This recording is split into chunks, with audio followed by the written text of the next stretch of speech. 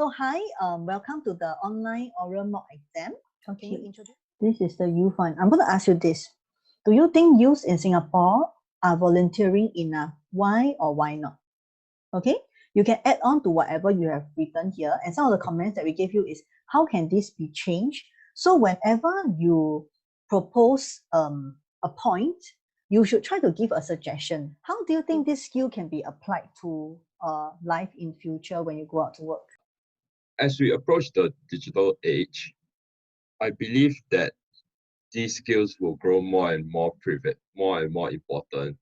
As uh, as of now, we live in a world where technology is prevalent, and at least 2 in 3 people own a mobile device and have internet connection. As of such, I believe that these kind of jobs will be very highly sought after in the near future. Thus, I feel that this kind of skills will be very important.